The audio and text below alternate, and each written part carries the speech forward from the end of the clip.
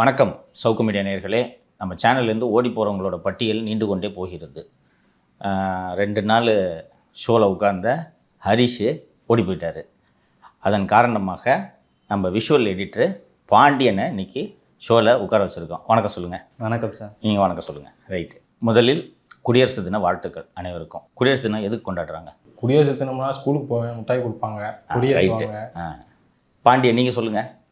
எனக்கு தெரிஞ்ச வரைக்கும் இந்த மாதிரி கொடியேற்றுறது, மிட்டாய் கொடுக்குறது இந்த வேலை தான் சார் நானும் பார்த்துருக்கேன். ஆனால் சொல்கிறாங்க இந்த மாதிரி நமக்குன்னு ஒரு சட்டம் ஏற்றுனாங்க, அதனால நமக்கு கொண்டாடுறோன்ற மாதிரி. பாதி சரி. இந்திய அரசியலமைப்பு சட்டம் ஏற்றுக்கொள்ளப்பட்டு அமலுக்கு வந்த நாள் தான் 26 ஜனவரி 1950.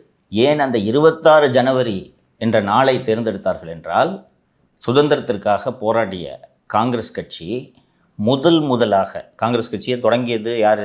சோனியா காந்தியா? சும்மா சொல்லு, உனக்கு யார் தெரியுது சொல்லு. காந்தியடிகளா? ஏஓ ஹியூம் என்ற ஆங்கிலேயர். அது ஒரு கிளப்பாக தொடங்கப்பட்டது, புரியுதா? அதுக்கு பிறகு அது அப்படியே பரிணாம வளர்ச்சி அடைந்து நீங்கள் தேஞ்சு போய் கக்குசாலியில் நிற்கிதே அந்த கட்சியா அப்படின்ட்டு நீங்கள் கேட்குறீங்க. அது இல்லை. பரிணாம வளர்ச்சி அடைந்து ஃபஸ்ட்டு பிரிட்டிஷர்ஸ்க்கு அசிஸ்ட் பண்ணுறதுக்காக தான் இது ஆரம்பிக்குது. ஓகே, அப்படியே பரிணாம வளர்ச்சி அடைந்து முதலாக பூரண ஸ்வராஜ் அப்படின்ற அறிவிப்பை காங்கிரஸ் கட்சி மாநாடு இந்த 26 ஜனவரியில் அறிவிக்கப்படுகிறது கொள்கை முடிவாக. அதுக்கு முன்னாடிலாம் எப்படிப்பட்ட ஒரு முடிவு காங்கிரஸ் கட்சி மற்றும் நாட்டு மக்களிடையே இருந்தது என்றால், பிரிட்டிஷோட காலனியாக நம்ம இருந்துக்கலாம், அதாவது மத்திய அரசின் கீழே இப்போ மாநிலங்கள் இருக்குல்ல, இது மாதிரி இருந்துக்கலாம், நமக்கு தலைமை இங்கிலாந்து ராணி அப்படின்ட்டு இருந்துச்சு. அதெல்லாம் முடியாது, பூரண சுதந்திரம் என்று முடிவெடுத்த நாள் என்று. அந்த அரசியலமைப்பு சட்டத்திலே ரொம்ப முக்கியமானது அப்படின்னு சொல்லிட்டு எல்லோரும் சொல்வது ப்ரியாம்பிள். இந்த கான்ஸ்டியூஷனோட தொடக்கம் எல்லாரும் படிக்கணும். இந்த 47 சுதந்திரம் கிடைச்சதா, அதுக்கு முன்னாடி பிரிட்டிஷ் ஆக்ட் தான் இந்தியாவை கவர்ன் பண்ணிட்டு இருந்துச்சு. அந்த 47 சுதந்திரம் அடைந்த பிறகு நமக்கென்று ஒரு அரசியலமைப்பு சட்டம் வேண்டும். நீதிமன்றங்களுக்கு என்ன அதிகாரம், அரசுக்கு என்ன அதிகாரம், மாநிலத்துக்கு என்ன அதிகாரம், மத்திய அரசுக்கு என்ன அதிகாரம், இது போன்ற விவரங்களை எல்லாம் அலசி ஆராய்வதற்காக நமக்கென்று ஒரு அரசியலமைப்பு சட்டம் வேண்டும் என்பதற்காகத்தான் ஒரு குழு அமைக்கப்பட்டு அதில் தான் அம்பேத்கர் பங்கேற்றார். ஸோ அது பல்வேறு விவாதங்களுக்கு பிறகு ஃபைனல் ஷேப்புக்கு இந்த சட்டம் இது நாம் அமலுக்கு கொண்டு வரப்பட்ட நாள் தான் 26 ஜனவரி 1950. அது முதல் ரிப்பப்ளிக் டேவாக இது கொண்டாடப்படுகிறது. அந்த ப்ரியாம்பிளில் இருக்கக்கூடிய ஒரு முக்கியமான வாசகம் என்னன்ட்டு பார்த்தீங்கன்னா, we the people of India having solemnly resolved to constitute India into a sovereign democratic republic and to secure to all its citizens justice, social, economic and political, liberty of thought, expression, belief, faith and worship. இது ரொம்ப முக்கியம்.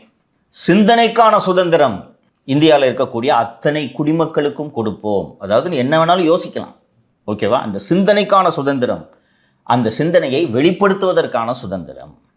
இதை ஏன் இவ்வளவு டீட்டெயிலாக இன்றைக்கி நான் இந்த நிகழ்ச்சியோட தொடக்கத்தில் பேசணும்னு சொல்கிறேன்னா, தமிழ்நாட்டில் அந்த சிந்திப்பதற்கான சுதந்திரமும் பேசுவதற்கான சுதந்திரமும் இல்லாமல் போய்விட்டது. ஒத்துக்கிறீங்களா? நீங்கள் இதை தான் முடிப்பீங்கன்னு எனக்கு தெரியும்.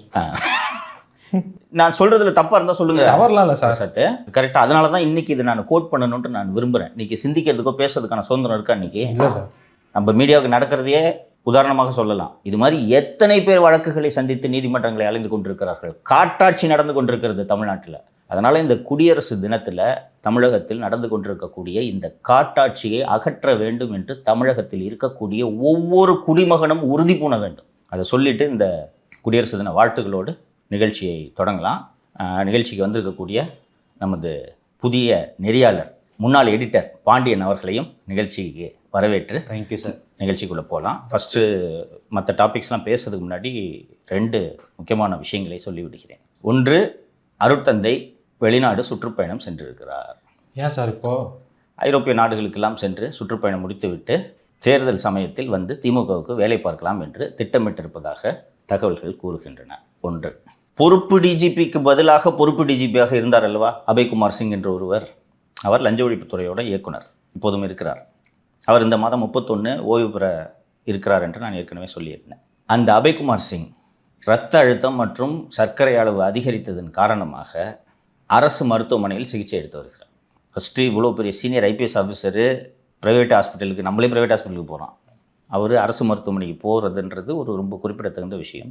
ஏன் அவருக்கு வழக்கமாக ஓய்வு பெறதுன்னா எல்லாருக்கும் நிம்மதி வரும் இல்லையா? அப்பாடி இனிமேல் இந்த தொல்லை இல்லைப்பான்ட்டு நிம்மதி வரும். ஓய்வு பெற ஒரு வாரம் இருக்கக்கூடிய இன்னும் ஒரு வாரம் கூட இல்லை, 5 நாள் 5 நாட்கள் இருக்கக்கூடிய நிலையில் ஏன் அவருக்கு ரத்த அழுத்தம் அதிகரித்து மருத்துவமனை செல்ல வேண்டிய அளவுக்கு ஏன் அதிகரித்தது? ஏற்கனவே வந்து பொறுப்பு டீச்சர் இருந்தவருக்கு வந்து ஏற்கனவே ஸ்மோக்கிங் போனாங்க. அப்புறம் இவர் இருந்தார், இவரும் போயிட்டாங்க. அதான் அவர் திருப்பி டியூட்டிக்கு வந்த உடனே இவர் விடுவிக்கப்பட்டு திருப்பி லஞ்ச ஒழிப்புத்துறை இயக்குனர் ஆகிட்டார். ஏன் அவருக்கு ரத்த அழுத்தம் அதிகரிச்சிருக்கு? பொறுப்பு டிஜிபியோட அந்த இது வந்துட்டு இன்னும் தாக்கம் அப்படியே இருக்கவர் இல்லை. கடந்த வாரம் சென்னை உயர்நீதிமன்றத்தில் ஒரு வழக்கு விசாரணைக்கு வந்தது. அதிமுகவின் வழக்கறிஞர் அணி செயலர் அண்ணன் திரு இன்பதுரை அவர்கள் அந்த வழக்கை தொடுத்திருந்தார்.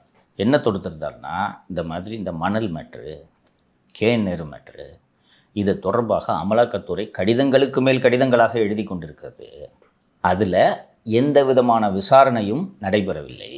அதை சிபிஐ விசாரணைக்கு உத்தரவிட வேண்டும் அல்லது லஞ்ச ஒழிப்புத்துறையை வழக்கு பதிவு செய்து விசாரணை நடத்துவதற்கு உத்தரவிட வேண்டும் என்று மனு தாக்கல் செய்யப்பட்ட போது லஞ்ச ஒழிப்புத்துறை தரப்பிலிருந்து நாங்கள் ஒரு விரிவான விசாரணை நடத்துவதற்கு உத்தரவிட்டிருக்கிறோம்னு சொன்னாங்க. நம்ம நிகழ்ச்சியில் நான் டிஸ்கஸ் பண்ணேன். எஃப்ஐஆர் தான் போடணும், ஆனால் இவங்க டீட்டெயில் என்கொயரின்னு ஒன்று ரெஜிஸ்டர் பண்ணுறாங்க. இதுக்கு எந்த விதமான சாங்டிட்டியும் கிடையாது. டீட்டெயில் என்கொயரி ரெஜிஸ்டர் பண்ணுறதுக்கான காரணம் எஃப்ஐஆர் போட்டால் இடி உள்ளே வந்துடுன்றதுக்காக டீட்டெயில் என்கொயரியாக ரெஜிஸ்டர் பண்ணி இதை வச்சுருக்காங்கன்னு சொல்லிட்டு நான் ஏற்கனவே சொல்லியிருக்கேன். திமுக அரசு தரப்பிலிருந்து இந்த டீட்டெயில் என்கொயரியை ரிட்டையர் ஆகிறதுக்கு முன்னாடி க்ளோஸ் பண்ணுன்னு சொல்கிறாங்க. அவரும் உதவியெல்லாம் செய்யாதவரில் ஏற்கனவே இந்த டாஸ்மாக் மேட்டரில் டாமியின் வேட்டையை பார்த்து அஞ்சு டாஸ்மாக் தொடர்பாக நிலுவையில் இருந்த எல்லா எஃப்ஐஆரும் க்ளோஸ் பண்ண சொன்னாங்க. அதெல்லாம் செஞ்சு கொடுத்துட்டாங்க. இப்போ நீ ரிட்டையர் ஆக போகிறல்ல, உனக்கு ஏதாவது நாங்கள் இன்ஃபர்மேஷன் கமிஷனு ஏதாவது ஒன்று போடுறோம். 2011 திமுக ஆட்சி காலத்தில் எங்களுக்கு விசுவாசமாக செயல்பட்ட காவல்துறை அதிகாரி சுனில்குமார் அவர்கள் ஓய்வு பெற்ற பிறகு சீருடை பணியாளர் தேர்வாணையத்தோட சேர்மனாக அவரை நாங்கள் போட்டிருக்கோம். அது மாதிரி உனக்கு ஏதாவது தர்றோம். ஒரு விஷயம் தானே கேட்குறோம், க்ளோஸ் பண்ணு. அவர் ஏற்கனவே லஞ்ச ஒழிப்புத்துறையில் வேலை பார்த்தவர், அவர்கிட்ட நானே வேலை பார்த்துருக்கேன். அவருக்கு இது க்ளோஸ் பண்ணால் என்ன ஆகும் என்பது தெரியும். இடி இவ்வளவு எவிடன்ஸோட ஒரு லெட்டர், அதான் முனிசிபல் அட்மினிஸ்ட்ரேஷன் இந்த ரெக்ரூட்மெண்ட்டுக்கெலாம் என் அப்பாயின்மெண்ட் லெட்டர்லாம் வாட்ஸ்அப்பில் அந்த டிவிஹெச் கம்பெனியில் நேருவோட தம்பி கம்பெனியில் வேலை செஞ்சுருந்தவங்க வாட்ஸ்அப்புக்கெலாம் அது போயிருக்குது இல்லையா? ஸோ இவ்வளவு எவிடன்ஸை இடி அனுப்பிச்சிருக்கு. இதை எப்படி க்ளோஸ் பண்ண முடியும்? பண்ணுன்றாங்க. நெஞ்சை பிடிச்சிட்டு ஹாஸ்பிட்டலில் போய் படுத்துட்டார். சரியா? மற்ற செய்திகளுக்கு செல்லும். தமிழ்நாட்டில் கிட்னி திருடு வந்து தொடர்ந்து நடந்துக்கிட்டே இருக்குது. முதல்ல வந்து நாமக்கல்லில் தான் ஸ்டார்ட் ஆச்சு. அதுக்கப்புறம் வந்துட்டு மகாராஷ்டிராவில் கிட்னி திருட்டில் வந்து தமிழ்நாட்டை சேர்ந்த டாக்டர் ஒருத்தர் ஈடுபட்ட திருச்சி மருத்துவமனை. ஆமாம் சொல்லியிருந்தாங்க. இப்போ அவர் காணாம். ஆமாம் சார். இப்போ என்னன்னா, சிங்கப்பூரில் தமிழ்நாட்டை சேர்ந்த ஒரு பெண்ணை வந்து கூட்டிகிட்டு போய் கிட்னி திருநதா அந்த பெண்ணே வந்து புலனாய்வு அதிகாரிகள்கிட்ட கம்ப்ளைண்ட் கொடுத்துருக்காங்க சார். தம்பி, இந்த ஒரு ஊழல் வழக்கு மற்ற வழக்குகள் எல்லாம் போலீஸு காசு வாங்கிக்கிட்டு இந்த குற்றவாளிகளை தப்பிக்க விடுறது பார்த்துருக்கோம், கேள்விப்பட்டிருக்கோம். ஒரு மனுஷனை ஏமாற்றி அவனோட கிட்னியை திருடுறதுன்றது, அதுவும் அவனுக்கு 5 லட்ச ரூபா கொடுத்துட்டு 80 லட்ச ரூபாய்க்கு வேறு ஒரு ரெசிபியண்ட்டுக்கு அந்த கிட்னியை விற்கிறதுன்றது எவ்வளோ ஒரு கொடூரமான குற்றம். நீங்கள் இப்போ பேசும்போது மகாராஷ்டிராவை குறிப்பிட்டீங்க. ஏற்கனவே தெலுங்கானாவில் வழக்கு பதிவு செய்யப்பட்டிருக்கிறது, கர்நாடகாவில் வழக்கு பதிவு செய்யப்பட்டிருக்கிறது. எந்த மாநில காவல்துறையாக இருந்தாலும் இந்த குற்றத்தை ரொம்ப சீரியஸாக பார்க்குறாங்க. ஓகேவா? நான் கிட்னி வைப்போமா? வைக்க மாட்டோம். ஏழை தான் வைக்கிறாங்க இல்லையா? அதுவும் இந்த பள்ளிப்பாளையம் நாமக்கல்லாம் பார்த்தோன்னா எல்லாம் தறி நெய்கிறவங்க. வறுமையில் கந்து வெட்டி தொல்லை பொறுக்க முடியாமல் தான் அவன் கிட்னி விற்கிறான். அவங்ககிட்டேருந்து கிட்னியை எடுத்து பல கோடி ரூபாய்க்கு விற்று சம்பாதிக்கிறாங்கன்னா அது எவ்வளோ பெரிய கொடூர குற்றம். மகாராஷ்டிராவில் வழக்கு பதிவு பண்ணி அந்த அக்யூஸ்ட் அரெஸ்ட் பண்ணணும் வந்தால் ப்ரொசீஜர் சரியில்லைன்னு தப்பிக்க வைக்கிறாங்கப்பா அவனை. அண்டு மதுரை உயர்நீதிமன்ற கிளை, நீங்கள் விசாரிக்கவே மாட்டீங்க, நான் ஒரு சிறப்பு புலனாய்வு குழுவை போடுறேன் என்று ஒரு சிறப்பு புலனாய்வு குழுவை நியமித்தது.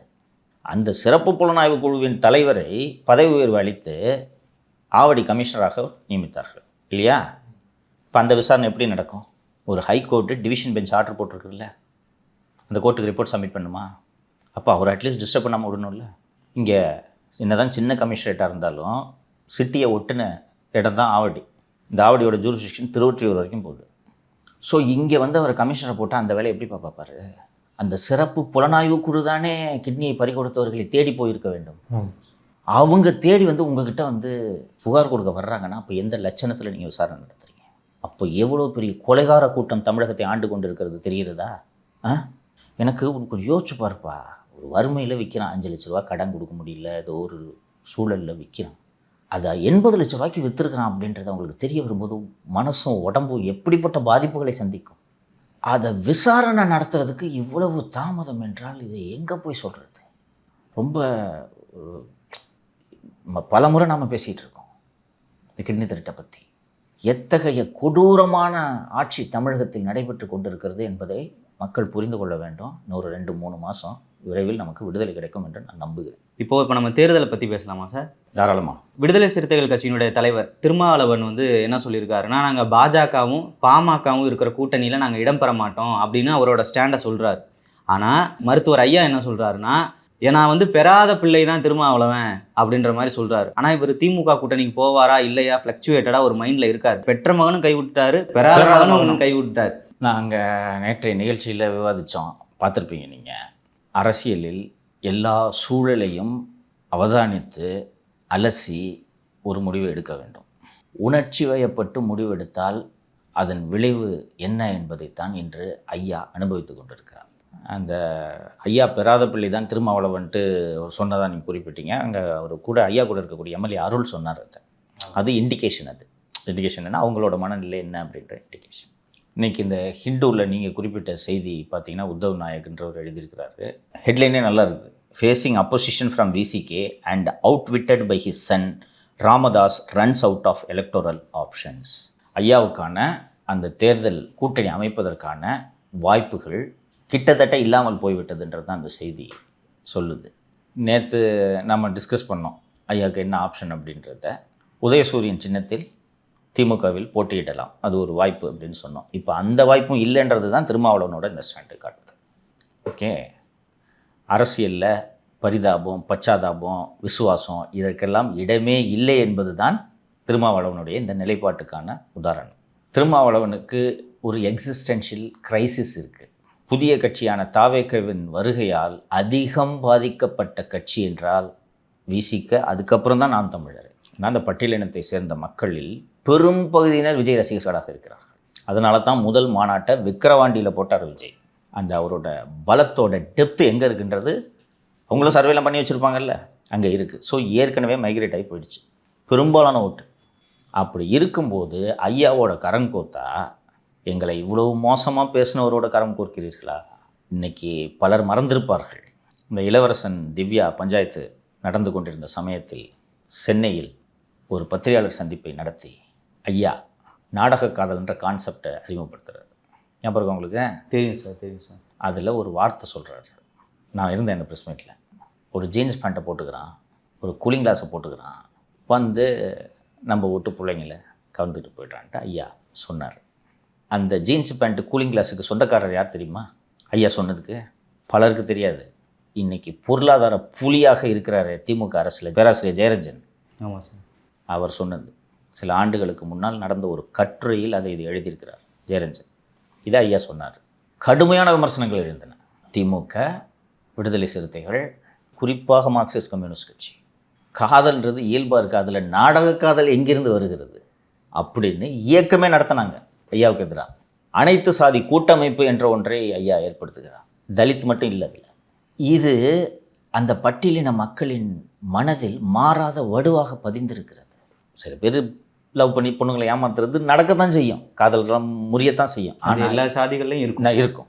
ஒரு குறிப்பிட்ட சாதியை இப்படி நீங்கள் சொல்கிறத நான் பட்டியலினத்தை சேர்ந்த இளைஞனாக இருந்தால் நான் மறந்துடுவேண்ணா? அது எவ்வளோ பெரிய அவமானம். ஏன் நான் ஜீன்ஸ் பேண்ட் கூலிங் கிளாஸ் போடக்கூடாதா? இப்படி தானே அவன் நினைப்பான். கண்டிப்பாக. அப்போ அந்த மாதிரி சொன்னவர் கூட போய் கூட்டணி வச்சா இருக்கிற கொஞ்ச நஞ்ச ஓட்டும் விஜய் பக்கம் போயிடும். இது திருமாவளவனுக்கு புரியும். இப்போது மகன் கூட சண்டை இல்லை, சரியா? ஐயா திருமாவளவன் இருக்கிற கூட்டணிக்கு வரேன்னு சொல்லியிருப்பாரா? சொல்ல மாட்டார். ஒன்று. இன்னொன்று, ஒன்றுபட்ட பாட்டாளி மக்கள் கட்சியும் விடுதலை சிறுத்தைகளும் ஒன்றாக இருந்தபோது இரு கட்சிகளும் படுதோல்வியை தழுவின 2011 சட்டப்பேரவை தேர்தல். ஐயா இன்னைக்கு விடுதலை சிறுத்தைகள் கட்சியின் தலைவருக்கு தூது விடுறது அவர் மீது இருக்கக்கூடிய அன்பின் காரணமாகவோ வேறு வழி இல்லாமலா? வேறு வழியே இல்லை. மகனை பழி வாங்கணும், கரெக்டா? அப்போ எப்படி ஒத்துக்குவார்? இதெல்லாம் ஐயா யோசித்து முடிவெடுத்துருக்கணும். எனக்கு உள்ளபடியே சொல்கிறேன், ரொம்ப மனசு வருத்தமாக இருக்கு. எனக்கு கையேறு நிலையில் இருக்கார் ஐயா. இந்த சமுதாயத்துக்காக கடுமையாக உழைச்சவர். அவர் சொல்கிறாருல 95,000 கிராமங்களுக்கு இந்த கால் போயிருக்குன்ட்டு. உண்மை. ஒரு பேருக்கு ஒரு திண்டிவனம் பக்கத்தில் ஒரு கிளினிக் வச்சுட்டு ஒரு நாள் கூட கிளினிக்கில் இருக்க மாட்டார். பழைய அம்பாசிடர்காரர் எடுத்துக்கிட்டு போயிடுவார். அந்த பிற்படுத்தப்பட்ட மக்களுக்கு இடஒதுக்கீடு மற்றும் மிகவும் பிற்படுத்தப்பட்டவர்கள் என்ற அந்த பிரிவை உருவாக்குனதிலெல்லாம் பெரும் காரணம் ஐயா தான். அவர் இந்த முதுமையான நேரத்தில் இப்படி ஒரு மனசங்கடத்தை சந்திக்கிறாரே அப்படின்ற வருத்தம் எனக்கு இருக்குது, ரொம்ப வருத்தமாக இருக்குது. நான் இன்றைக்கி நிகழ்ச்சியில் ஓப்பனாக சொல்கிறேன், ஐ ட்ரைட் மை பெஸ்ட். எவ்வளோ தான் என்டிஏலையும் பொறுமையாக இருப்பாங்க சொல்லுங்கள்? அவங்களும் எவ்வளோ பொறுத்து பார்த்தாங்க இல்லையா?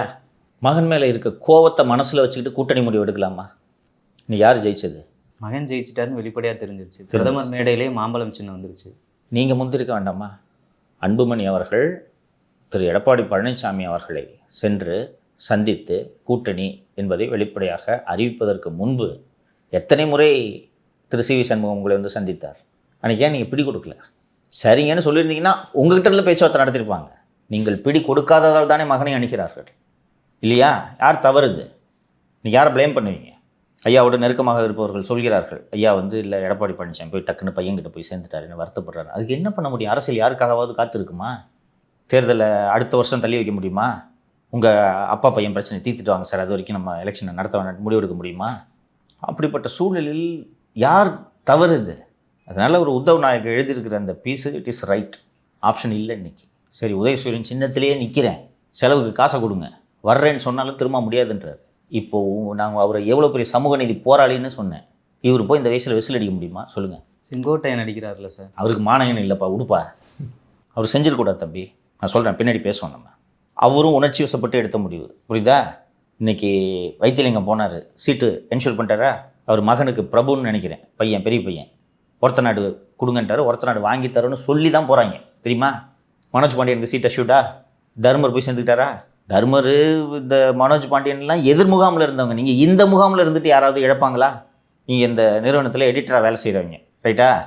இன்னும் 2 நாள் டைம் தர்றேன். யாருக்கு? சேனல் ஓனருக்கு. நான் சொல்கிறது கேட்கலன்னா பாறேன் அப்படின்ட்டு நீ சொன்னா உன்னை வேலையில் வச்சுக்க முடியுமாப்பா? இல்லை. அதுக்கப்புறமும் சரி பரவாயில்லன்ட்டு வேலையில் வச்சுருந்தேன்னா மதிப்பாங்களா என்ன? இது ஒரு சின்ன நிறுவனத்துக்கே இதுன்னா இவ்வளவு பெரிய பிரம்மாண்டமான இயக்கத்தோட பொதுச் செயலாளருக்கு நீ கெடுவிக்கலாமா? அப்போவும் மன்னிச்சு கட்சியில் வச்சுருந்தாங்களா? போய் இன்றைக்கி உங்கள் நிலைமை என்ன?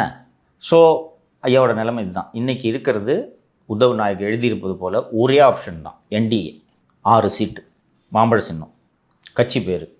எலெக்ஷன் முடிஞ்ச பிறகு திருப்பி இதே மாதிரி சண்டை போட்டுங்க, ரைட்டாக போட்டுங்க.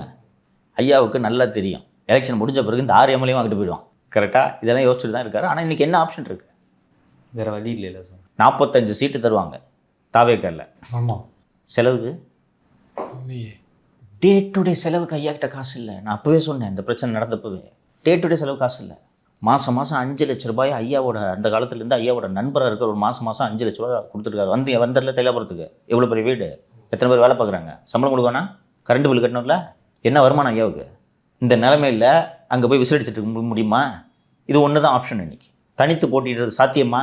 இல்லை சார். புதிய கட்சி பெயரில் சுயேட்சையாக போட்டிடுவது சாத்தியமா? நிற்பாங்களா?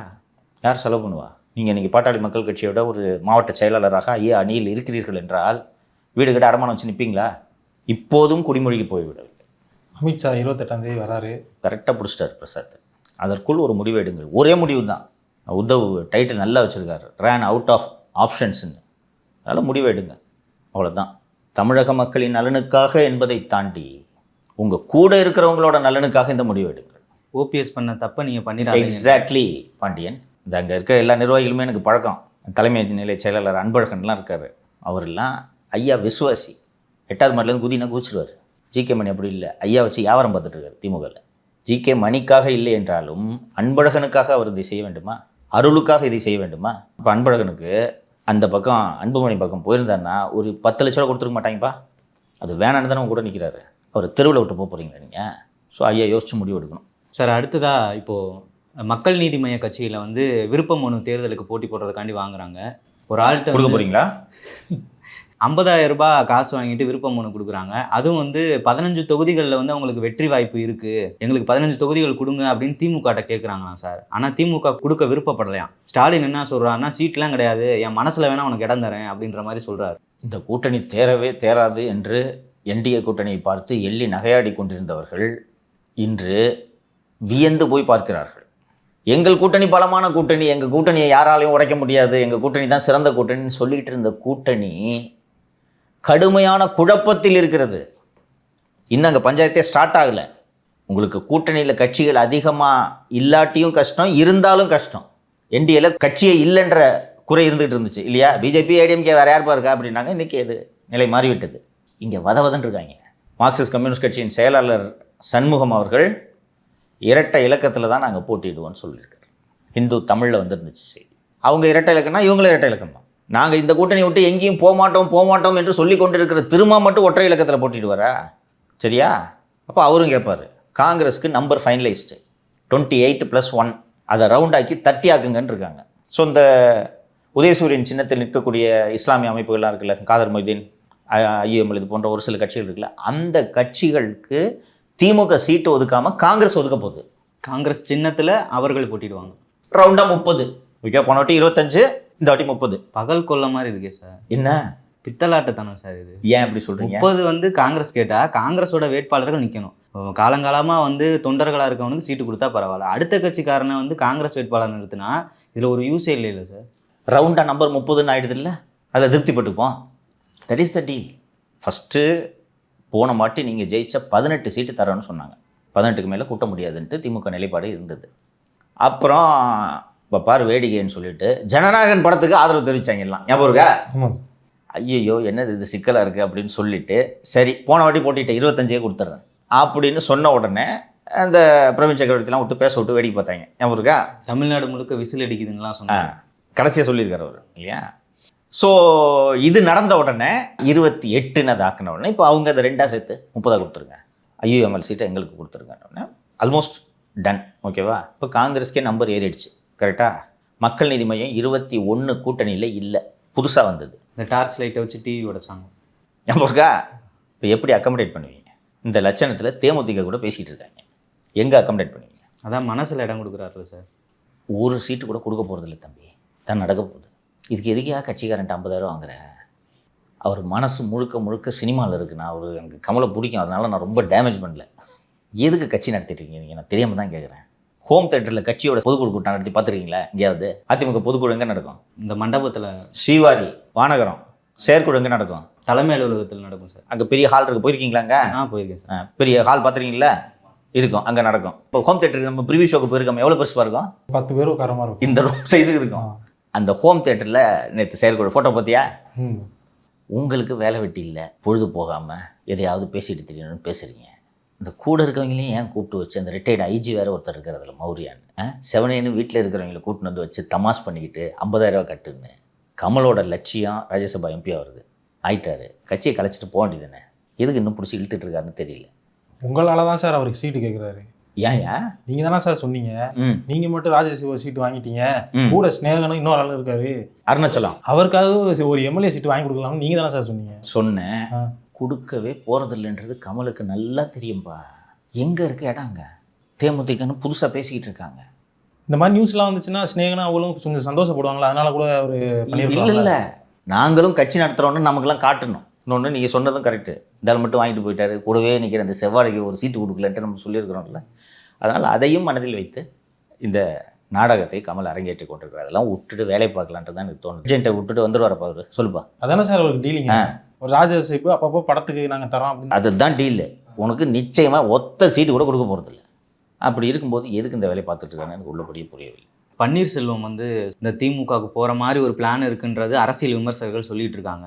ஆனால் திமுக தலைமை என்ன நினைக்குதுன்னா, இவருனால நமக்கு யூஸ் இருக்குமா? ஏன்னா இவருக்கு இருக்கிறதே அதிமுக ஓட்டு, அதில் இருக்கா இல்லையானே தெரில. இவருக்கும் மகனுக்கும் சண்டை வந்துக்கிட்டு இருக்கு.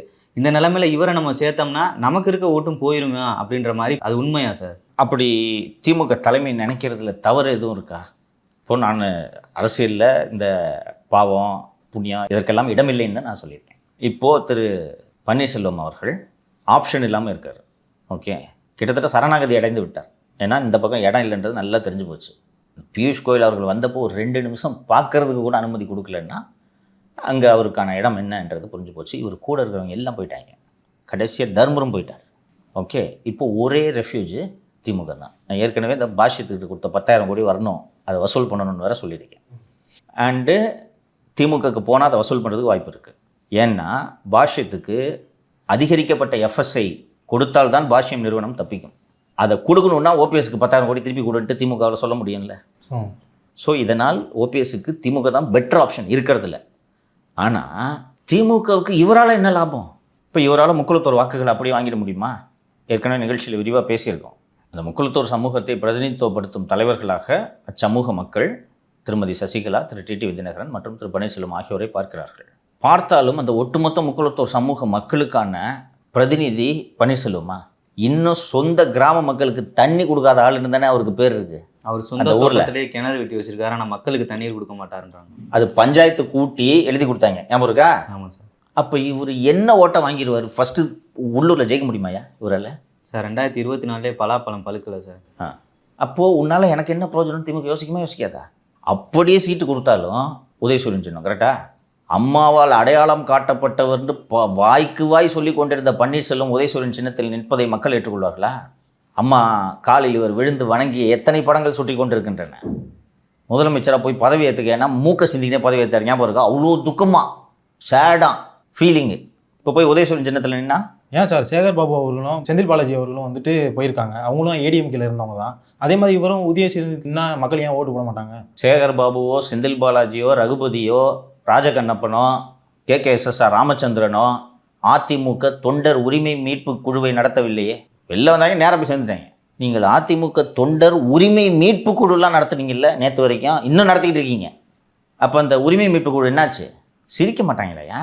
இதெல்லாம் மீறி அங்கே தான் போக போகிறாரு. ஆனால் டிஎம்கே இவருக்கு சீட்டு கொடுக்குறதா இல்லையா? இன்னொன்று ஒரு சீட்டு தான், இவர் பையனுக்கு சீட்டு கேட்பார். அவர் தான் சார் எடப்பாடி பழனிசாமி அவர்களுக்கு வாழ்த்தெல்லாம் சொல்லியிருந்தாரு சார். இது வாட்ஸ்அப் ஸ்டேட்டஸ்லாம் வச்சுருந்தார். ஒன்றும் நடக்காது. நீ எங்கேருந்து உருண்டுக்கிட்டே சேலம் வரைக்கும் போனால் கூட அவர் கிட்ட சேர்க்க மாட்டார், அதில் சந்தேகம் வேணும். அதான் விரிவாக எப்படி செக்மேட் பண்ணி காலி பண்ணாருன்றதை நம்ம ரொம்ப டீட்டெயிலாக நேற்று முந்தைய நிகழ்ச்சியிலையோ பேசணும் நம்ம, சரியா?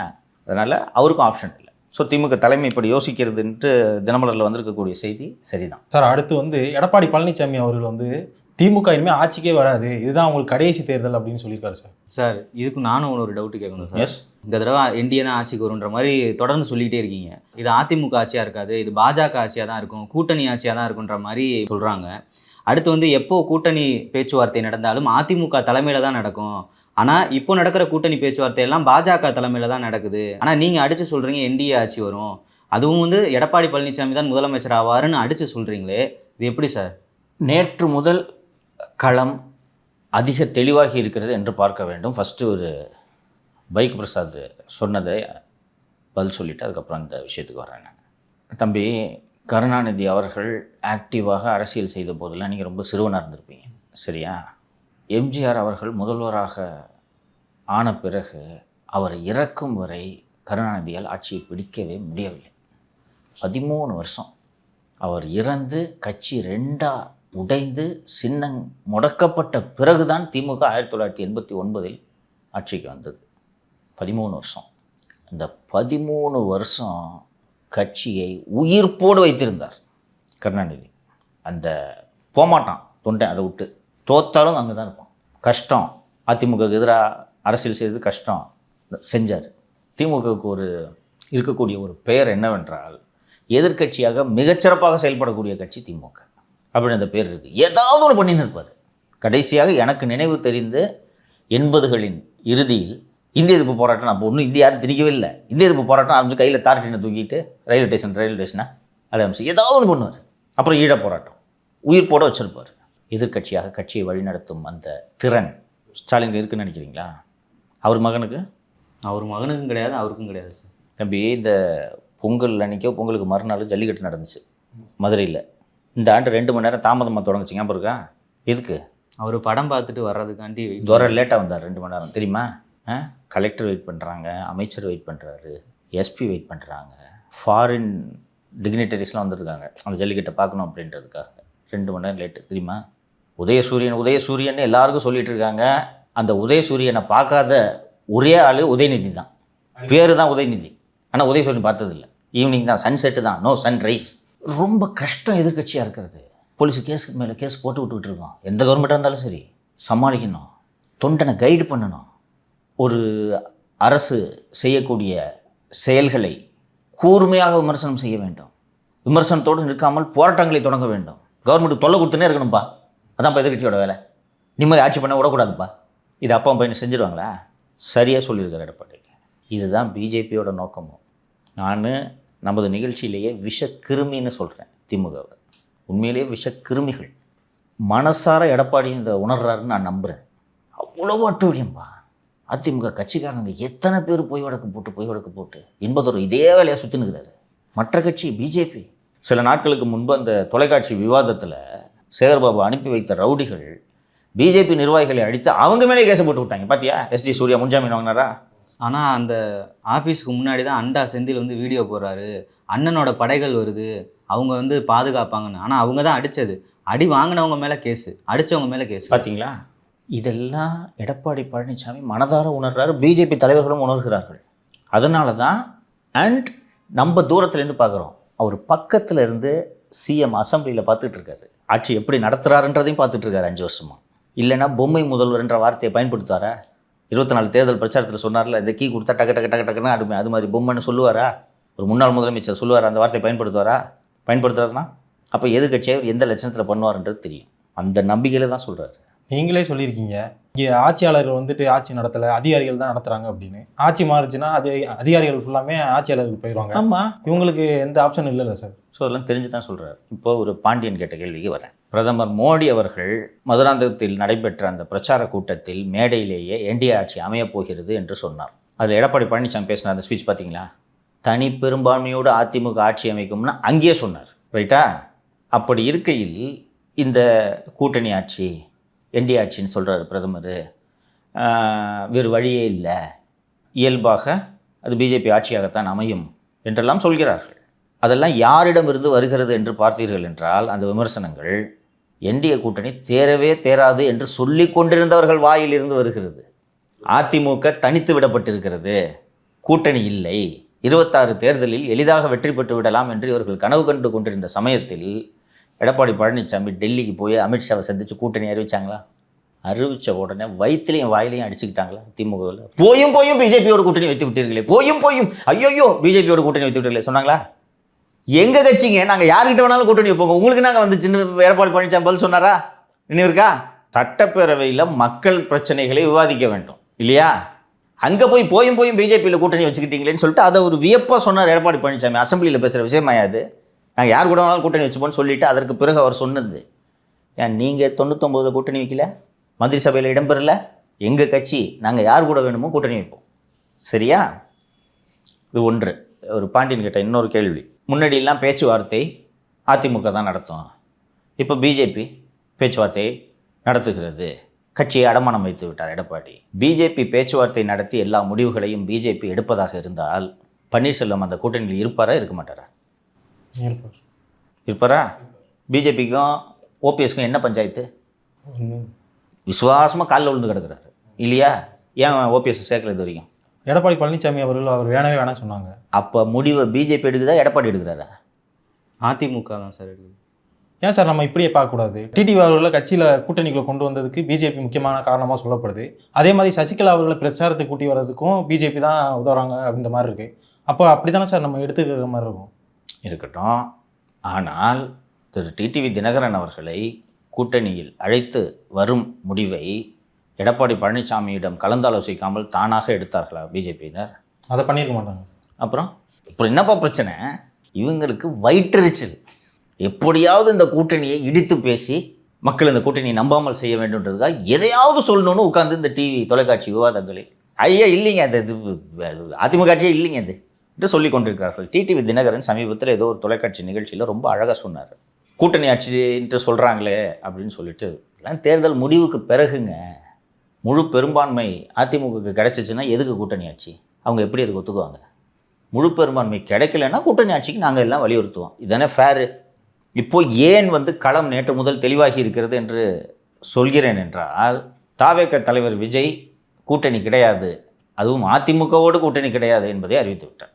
பின்னாடி விரிவாக பேசலாம். ரைட்டா? இப்போ விஜய் ஒருவேளை என்டிஏ அணிக்கு வருகிறார் என்று வைத்துக்கொள்ளும், எத்தனை சீட்டு கொடுக்க வேண்டியிருக்கும் அவருக்கு? ஒரு 100 கேட்கலாம் சார். 100 கேட்கலாம். எவ்வளோ கொடுக்க முடியும் என்டிஏவில்? 25-30. அதுக்கு ஒத்துக்க மாட்டாங்க அவங்க. ஒரு 50. ஒரு ரீசனபிள் 50. ரைட்டா? இந்த 50 தாவேக்காவுக்கு கொடுத்தா அதிமுக எத்தனையில் போட்டியிட முடியும் சொல்லுங்க? 120 போட்டி. 120 போட்டியிடலான்னு வச்சுங்க. மீதி 114 இருக்கா? 100ல் இதில் வந்து மற்ற கூட்டணி கட்சிகள் பிரித்து கொள்வார்கள். ஒரு 120ல் போட்டியிடுவாங்க அதிமுக. ரைட்டா? 120ல் போட்டியிட்டால் 120லையும் ஜெயிக்க வேண்டிய கட்டாயத்திற்கு அதிமுக தள்ளப்படும். அது ஒரு தேர்தலில் சாத்தியமா? அப்போது ஒரு 112 சீட்டு அதிமுக வாங்குதுன்னு வச்சுக்குவோம். கூட்டணி ஆட்சி தான் இல்லையா? இப்போது தாவேக்க நாங்கள் தனித்து போட்டி என்று சொன்ன பிறகு ஏடிஎம்கே சாத்த ஆரம்பிச்சிட்டாங்க நேற்று. சரியா? அது விரிவாக பேசுவோம் பின்னாடி. இப்போ குறைஞ்சது 150ல் போட்டியிடுமா அதிமுக? 150 அல்லது 160ல் அதிமுக போட்டியிட்டால் ஒரு 130 சீட்டில் வெற்றி பெற முடியுமா முடியாதா? நிச்சயமாக வெற்றி பெறும். 130 சீட்டில் ஜெயிச்சுட்டு எதற்காக எடப்பாடி பழனிசாமி கூட்டணி ஆட்சி அமைக்கப் போகிறார்?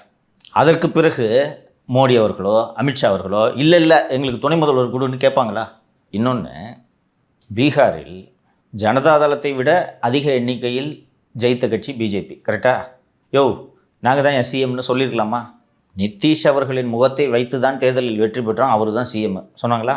நிறைய மந்திரி சபை எடுத்துக்கிட்டாங்க, அது வேறு. அந்த டீல் அவரை வச்சு தான் நம்ம ஜெயித்தோம் இல்லையா? கூட்டணியோட தர்மத்தை காக்கிற மாதிரி பிஜேபி எல்லா மாநிலத்திலையும் பண்ணுறாங்க. ரைட்டா?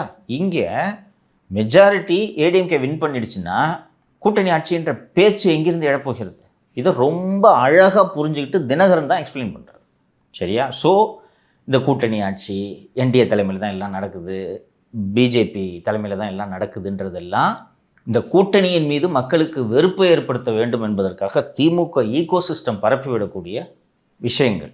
அதனால் இதில் ரொம்ப பெருசாக நம்ம கவனத்தை செலுத்த வேண்டும். அந்த மாநாட்டு பொதுக்கூட்ட மேடையில் பார்த்தீங்கன்னா மோடி படத்துக்கு ஈக்குவலாக எடப்பாடி படம் போட்டிருந்தாங்க.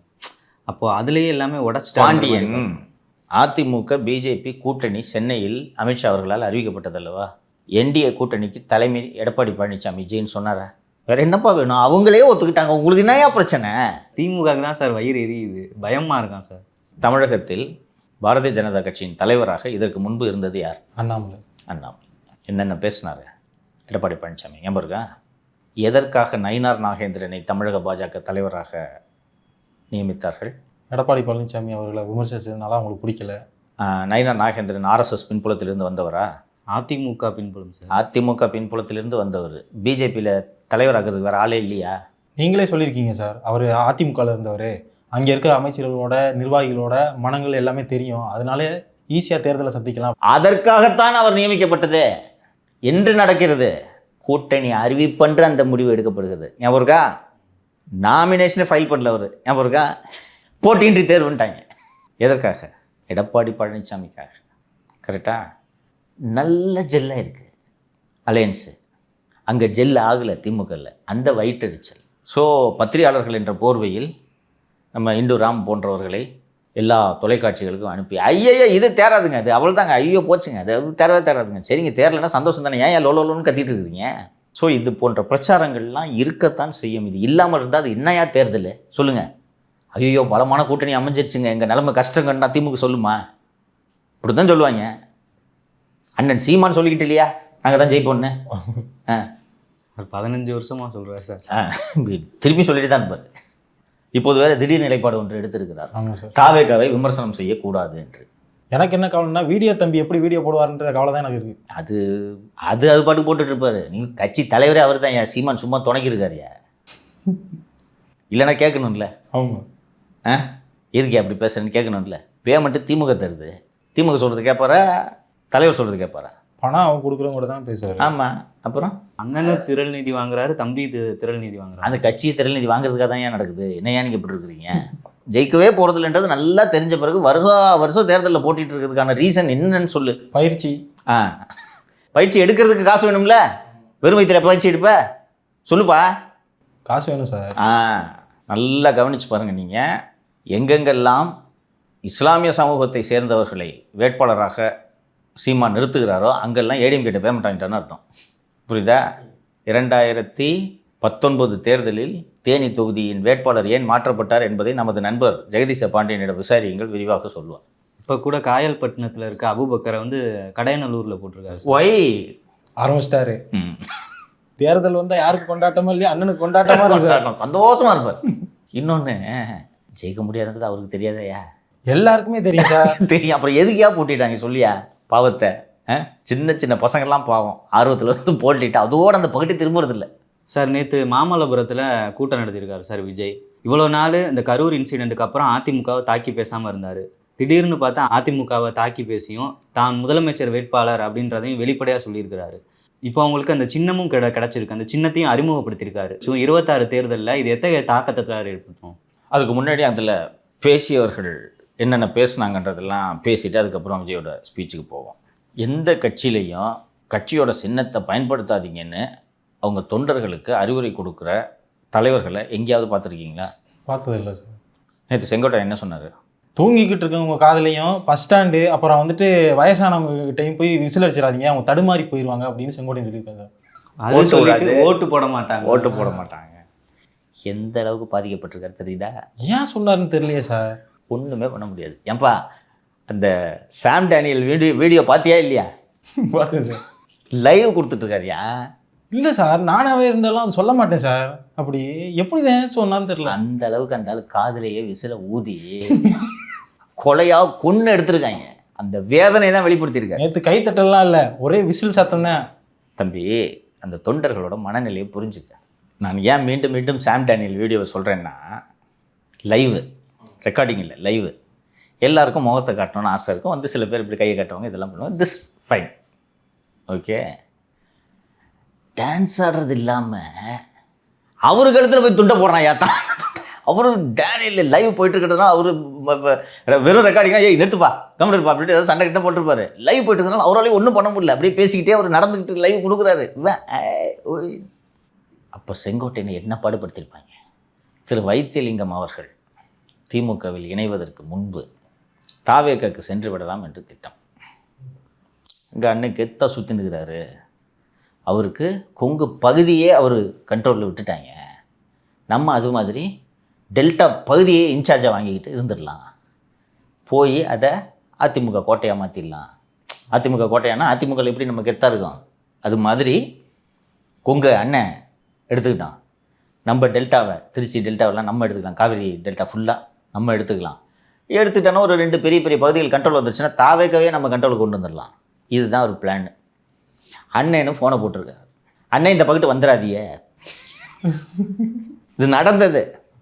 ஏயா அண்ணே, மட்டு மறுவாதி இல்லாத பசங்கண்ணே, மாவட்ட செயலாளர்லாம் நான் போய் பார்க்க வேண்டியதாக இருக்குண்ணே. புரியுதா? இந்த டிஎம்கே அண்ட் ஏடிஎம்கே ரெண்டுலேயுமே ஹையரார்கி, அந்த சிஸ்டம் எப்படின்னா அரசு இயந்திரம் போல அந்த சிஸ்டம் வகுக்கப்பட்டிருக்கும். கட்சியில் இருக்கிறவங்களுக்கு தெரியும். தலைமை நிலைய செயலாளர் ஆர்எஸ் பாரதி தஞ்சாவூர் மாவட்டத்துக்கு போய் ஒரு நிகழ்ச்சி நடத்தணும்னா தஞ்சாவூர் மாவட்ட செயலாளரிடம் அனுமதி வாங்க வேண்டும். அதிமுகலையும் இதுதான். இங்கே ஒரு வேலுமணி இருக்கிறாருன்னு வச்சுக்க. வேலுமணி தலைமை நிலைய செயலாளர், இது பெரிய பொறுப்பு, மூத்த பொறுப்பில் இருக்கார். அப்போ வேலுமணி போய் வேலூர் மாவட்டத்தில் ஒரு நிகழ்ச்சி நடத்த வேண்டும் என்றால் வேலூர் மாவட்ட செயலாளரிடம் அனுமதி கேட்க வேண்டும். இதுதான் சிஸ்டம். இப்போ வேலுமணி வேலூருக்கு போகிறாருன்னு வச்சுக்கோங்க. அந்த மாவட்ட செயலாளர் மாவட்ட எல்லையிலிருந்து வரவேற்று அழைத்து செல்வார். புரியுதா? அந்த போடப்படும் சால்வை எதற்குமே பயன்படாது என்பது எல்லோருக்கும் தெரியும். இருந்தாலும் கூட யூஸ் ஆகாது. ஆனால் 100 சால்வையாவது விடும் இல்லையா? திமுகலையும் சரி அதிமுகலையும் சரி. இங்கே இந்த விஜய் கட்சியில் செங்கோட்டையனை எனக்கு சால்வை போடுன்றாங்க. சின்ன பசங்க, புரியுதா? எல்லாம் உழைக்கக்கூடியவர்கள். நீங்கள் ஒரு கம்பெனியில் வேலை பார்க்குறீங்க. நீங்கள் போய் விஜய் படத்துக்கு ஃபஸ்ட் நாள் பேனர் கட்டி பேனருக்கு மேலே பால் பாக்கெட் எடுத்து ஊற்றுவீங்களா? பண்ண மாட்டீங்க இல்லையா?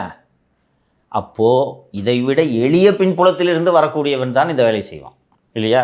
டெலிவரி பாயாக இருப்பான், கொரியரில் வேலை செய்வான். ஸோ எளிய பின்புலத்திலிருந்து வந்தவர்கள், ரைட்டா? செங்கோட்டையன் ஒரு மாவட்டத்துக்கு வருகை தரும்போது 10 கார் வச்சு செங்கோட்டையனுக்கு ஒரு 10 பேனர் வைக்க அவன்ட்டு பொருளாதார வசதி இருக்குமா? ஒரு மாவட்ட செயலாளர், ரைட்டா? ஸோ இப்போ இந்த விஜய் பிறந்தநாள் வந்தது அல்லவா? அப்போது அந்த தாவேக்கோ வாட்ஸ்அப் குரூப்பில் பெரிய கேக்கை வாங்கி வெட்டினோம், ஆளுக்கு ஒரு 500 ரூபாய் இந்த ஜிபே நம்பருக்கு போட்டு விடுங்கன்ட்டு குரூப் நடந்துருக்குது. ஒரே இடம் தெரியுமா? அதிமுகலையோ திமுகலையோ இப்படி கேள்விப்பட்டிருக்கீங்களா எங்கேயாவது? இந்த பின்புலத்தில் இருக்கக்கூடியவர்கள் தான் அங்கே இருக்காங்க. அவர்கள் எப்படி உங்களுக்கு வரவேற்பு அளிப்பார்கள்? ஸோ அந்த ஹைரார்கின்ற சிஸ்டமே இல்லை. இன்னொன்று புது கட்சி, அவங்க அதுக்கு பழக்கப்படல, ரைட்டா?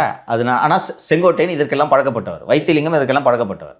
திமுகவுக்கே போயிருந்தேன், தப்பு பண்ணிட்டேன், இதாக ஒரு நிலைமை. புரியுதா? இந்த வேதனையை தான் மேடையில் வெளிப்படுத்தியிருக்காரு. இன்னொன்று, விஜய் ஃபேன்ஸோட மூடை புரிஞ்சவங்க இப்படி பேச மாட்டாங்க, கரெக்டாக? பொறுக்க முடியாத வேதனையாக இருந்தாலும் பல்லை கடித்து கொண்டு பொறுத்து கொள்ள வேண்டும் இல்லையா? அவங்களெல்லாம் கண்ட்ரோல் பண்ணுறதுக்கு புஷி ஆனந்த் தான் சரியான ஆள். இட்டுன்னு போகணும். ஸோ செங்கோட்டையன் அதனால் அப்படி சொன்னார். ஆதவ அர்ஜுனோட வாயை பற்றி நம்ம பேசுகிறதுக்கு ஒன்றும் இல்லை. திரு விஜய் அவர்களோட நிலைப்பாடு பற்றி பாண்டியன் கேட்டார், நம்ம அதுக்கே போயிடுவோம். சார், விஜய் அவர்கள் வந்துட்டு சிபிஐ விசாரணைக்கெல்லாம் போயிருந்தாரு. அது மட்டும் இல்லாமல் அவரோட படத்தை வேற விடாமல் பண்ணாங்க. அப்போல்லாம் நம்ம என்ன பேசியிருந்தோம்னா, பிஜேபி வந்து எப்படியாவது வந்து என்டிஏ கூட்டி வந்துடும், அவருக்கு அதுதான் ஒரே ஆப்ஷன் அப்படிலாம் பேசியிருந்தோம். ஆனால் நேற்று நான் தான் முதலமைச்சர் வேட்பாளர் அப்படின்னு பளிச்சுன்னு சொல்லியிருக்காரு சார். இது அவரோட கான்ஃபிடென்ட்டை தானே சார் காட்டுது. சார், இந்த அழுத்தத்துக்குலாம் அவர் பயப்படுறாளா சார் அப்படின்னு அவரே சொல்லிட்டாரு இல்லையா? ஆமாம். இன்னும் அழுத்த ஆரம்பிக்கல தம்பி, இருங்க வரேன். இப்போ தானே சொல்லியிருக்கீங்க. கரூர் அழுத்தத்தோடவா சார்? வர்றேன். ஸோ உண்மையிலேயே திரு விஜய் அவர்களுடைய துணிச்சலை பாராட்ட வேண்டும், அது பாராட்ட தகுந்தது. ஆனால் அது துணிச்சலா முட்டாள்தனமா என்பதைத்தான் நாம் இப்போது விவாதிக்க வேண்டும். பல முறை நான் நிகழ்ச்சியில் சொல்லியிருக்கேன், இது உலகறிந்த உண்மை. எவ்வளோ பெரிய சக்தியாலையும் இரு முனைகளிடம் சண்டையிட முடியாது. No power on earth can fight two friends. நான் ஏற்கனவே இந்தியாவோட உதாரணத்தையே சொன்னேன். ஒரே நேரத்தில் பங்களாதேஷ் கூடயும் பாகிஸ்தான் கூடயும் சீனா கூடயும் சண்டை போட முடியுமா நம்மளால்? அப்படி இருக்கும்போது நான் சண்டை போடுறேன்ட்டு ஒருத்தர் சொல்கிறார். ரைட்டா? ஜெயிக்கணும்னு நினைக்கிறவங்க இந்த வேலையை செய்ய மாட்டாங்க. 2005 செல்வி ஜெயலலிதா மற்றும் திரு கருணாநிதி ஆகியோர் உயிரோடு இருந்தபோதே கட்சியை தொடங்கியவர் திரு விஜயகாந்த். 2006 தேர்தலில் தனித்து போட்டியிட்டார். அம்மாவை வேண்டாம் ஐயாவை வேண்டான்ட்டு தான் அவர் கட்சி ஆரம்பிச்சது. ரைட்டா? ஐயா வேண்டாம் அம்மா வேண்டும் என்று முடிவெடுத்த போதுதான் வெற்றியை சந்தித்தார். எதிர்க்கட்சி தலைவராக கூட உட்கார்ந்தார். 3வது இடத்திற்கு திமுகவை தள்ளினார். ரைட்டா? திருப்பி நான் தனியாக போகிறேன் அப்படின்னு சொல்லிட்டு 2016 முடிவெடுத்த போது என்ன நடந்தது என்பதை நாடே அறியும். ஓகே, இந்த திரு விஜய் அவர்கள் பேசுனதில் ஒரு விஷயம், அந்த பொலிட்டிக்கல் டிசிஷன்றதுக்கு முன்னாடி விஜய் அவர்கள் பேசும்போது ஊழல் பைசா ஒரு பைசாவை நான் தொடமாட்டேன்னு சொன்னார். நினைவு இருக்கா? என்ன சொன்னார்? அது ஒரு பைசா ஊழல் பணத்தை கூட நான் தொடமாட்டேன் அப்படின்னு சொல்லியிருந்தார் சார். சரி, 41 பேர் கரூரில் இறந்தாங்கல்ல, அவங்களுக்கு தலா 20 லட்சம் வங்கி மூலமாக கொடுக்கப்பட்டதா? ஆமாம் சார். 8,20,00,000 41 பேருக்கு. சரியா? அது விஜய் அக்கௌண்ட்லேருந்து போச்சா? கட்சி அக்கௌண்ட் வந்து போச்சா? கேட்குறேன் உங்கள்கிட்ட. இல்லை, நானும் கேட்குறேன் சார் உங்கள்கிட்ட. ஆதவ் அக்கௌண்ட்லேருந்து போச்சு. அவர்கிட்ட தானே சார் காசு இருக்குது, அப்போ அவர் தானே சார் கொடுக்கணும். ஆதவ் பிஸ்னஸ் மேனா? மாமனார் கொடுத்தாரு, நீங்கள் தானே சார் சொன்னீங்க. அது எந்த காசு? மாமனார் எப்படி சம்பாதிக்கிறாரு? அவர் வந்துட்டு லாட்ரி. அது ஊழல் காசா தெரியல உங்களுக்கு? சார், அரசு அங்கீகாரம் பட்டு தான் நடக்குதுன்னு அவரே சொல்லியிருந்தாரு சார். நீங்கள் சொல்கிறது மாரல் கொஸ்டின், அதுக்குள்ளே போகல. ஒரே நம்பரில் 20 லாட்டரி டிக்கெட் அடிப்பா தெரியுமா? எப்படிப்பா இந்தியாவில் இருக்கிற எல்லா கட்சிக்கும் நன்கொடை எப்படிப்பா கொடுக்க முடியும்? ஒருத்தர் நியாயமாக லாட்ரி அடிச்சு விற்றா 0007 ஒரு லாட்டரி டிக்கெட் இருக்குது. ரைட்டா? ஒரு சீட்டில் நம்பர் இருக்குது. இது மாதிரி 20 டிக்கெட் அடிப்பார் தெரியுமா? எதுக்கு? இந்தியா பூரா ஒரு மேலே கேஸ் இருக்குது. கேரளா ஈடியில் மட்டும் 60 கேஸ் இருக்குது. சார், மார்ட்டின் அவர்கள் வந்துட்டு எல்லா கட்சிக்கும் கொடுக்குறாங்க ஃபண்டு, இதை மாதிரி அது மாதிரி தாவகைக்கும் கொடுத்தாங்கன்னு நம்ம ஏன் எடுத்துக்கக்கூடாது? ஊழல் பணத்தை தொடவே மாட்டேன்னா அப்போ எப்படி சொல்கிறீங்க? பேங்க்கில் ட்ரான்ஸ்ஃபர் பண்ணதுனால தொடலன்னு கணக்கா? விஜய் அவர்களுக்கு தெரிஞ்சிருக்காது சார். தம்பி, சார், விஜயோட நேர்மையை பற்றி பார்ப்போம். 2012 விஜய் ஒரு ரோல்ஸ் ராய்ஸ் கார் வாங்குறாரு.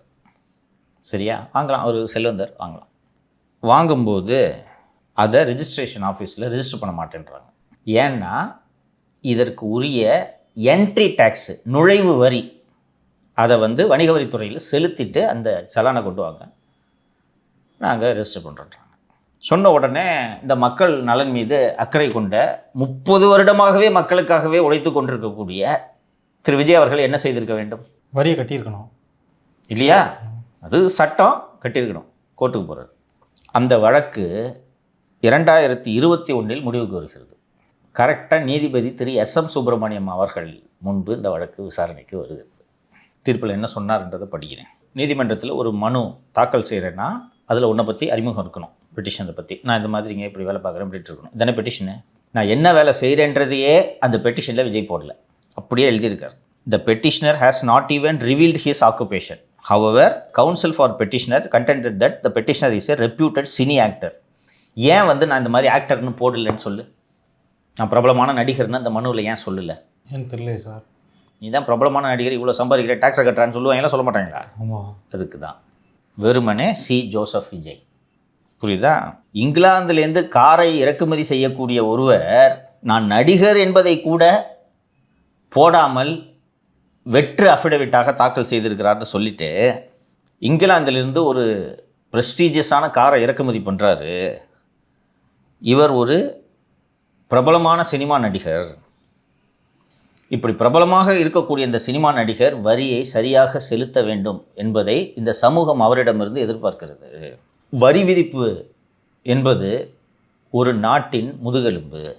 அந்த வரி மூலம் வசூல் செய்யப்படக்கூடிய பணத்தை வைத்துதான் அரசு, பள்ளிகள், கல்லூரிகள், மருத்துவமனைகள், ஏழைகளுக்கான வீடுகள், பாலங்கள், சாலைகள் எல்லாவற்றையும் கட்டுறாங்க.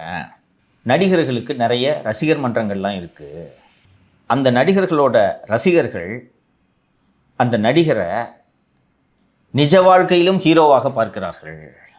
இந்த நாட்டில் நடிகர்களாக இருந்து அரசியல் தலைவர்களாக உயர்ந்த பலர் இருக்கக்கூடிய ஒரு நாடு.